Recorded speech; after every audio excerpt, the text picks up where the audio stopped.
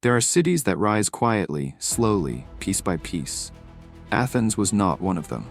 Athens rose like a lightning strike, fast, bright, unstoppable. Within 1 century, it transformed from a struggling city-state into the most powerful empire the Greek world had ever seen. It dominated the seas, rewrote the rules of democracy, built monuments that still stand today, and shaped Western civilization itself. And yet, in one devastating moment, Athens collapsed so suddenly that ancient historians described it with one word: tragedy. Today, you're going to watch that tragedy unfold. The rise that felt divinely unstoppable, and the fall so brutal that Athens almost disappeared from history forever. This is the shocking story of how Athens gained everything and lost everything. Before greatness, Athens was nothing special. Just another dusty city-state fighting for survival. It didn't have the strongest army. Sparta did. It didn't have the richest land. Corinth did. And it certainly didn't have the biggest population. Persia dwarfed them all. In fact, Athens was nearly destroyed before it even began. Its early history was filled with internal conflict, political chaos, and tyrants fighting for control. But something unexpected happened. Athens created a new idea, an idea that would change everything. Democracy. Not the polished democracy we imagine today, but a raw, loud, chaotic experiment where ordinary citizens suddenly had a voice. This political revolution sparked something powerful: unity. And unity is the foundation of empires. Then came a storm from the east. Not a metaphorical storm, an empire so enormous that it stretched from Egypt to India. Persia. Persia attacked Athens with tens of thousands of soldiers. The Greeks were outnumbered, outmatched, out-equipped. But at Marathon, Athens shocked the world. With sheer strategy and courage, they defeated the Persian army. 10 years later, Persia came back with an even bigger force. Hundreds of ships, hundreds of thousands of soldiers. Greece trembled. But Athens had something new, a navy built by a brilliant leader named Themistocles. And at the Battle of Salamis, Athenian ships sliced through the Persian fleet like knives through silk. Persia retreated. Athens had done the impossible. The city tasted victory, and with it, ambition. After Persia retreated, the Greeks swore it would never return, so they formed an alliance, the Delian League, a united defense system led by Athens. At first, every city contributed ships, soldiers, or silver. But as years passed, some cities wanted to quit the alliance. Athens didn't allow that. Rebellious cities were punished, their fleets confiscated, their walls torn down. Athens wasn't protecting Greece anymore, it was controlling it. They moved the League's treasury from the sacred island of Delos to Athens itself.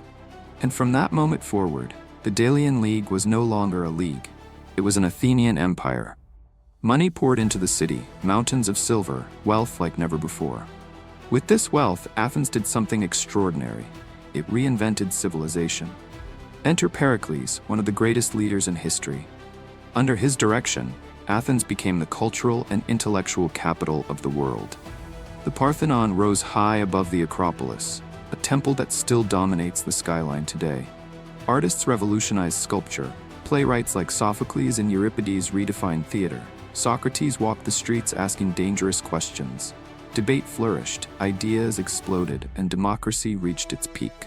Athens wasn't just powerful, it was beautiful, brilliant, alive. Travelers described it as the school of Greece, a place where humanity reached its highest potential. But this golden age had a shadow. Other Greek cities began to hate Athens, its wealth, its arrogance, its expansion. And at the center of that hatred stood one city, Sparta. By 431 BC, the tension snapped. Athens and Sparta plunged into the Peloponnesian War, a conflict that would last 27 years. Athens relied on its navy, Sparta relied on its unstoppable army. But early in the war, Athens suffered something it could not control: a plague. A deadly disease swept through the crowded city, killing tens of thousands, including Pericles himself. The empire was shaken, but not broken. Then came the biggest mistake in Athenian history: the Sicilian Expedition. Athens sent a massive fleet to conquer Sicily, far, far from home. They expected an easy victory. Instead, the entire Athenian force was annihilated, tens of thousands dead, hundreds of ships lost. Athens' navy, its pride, its strength destroyed.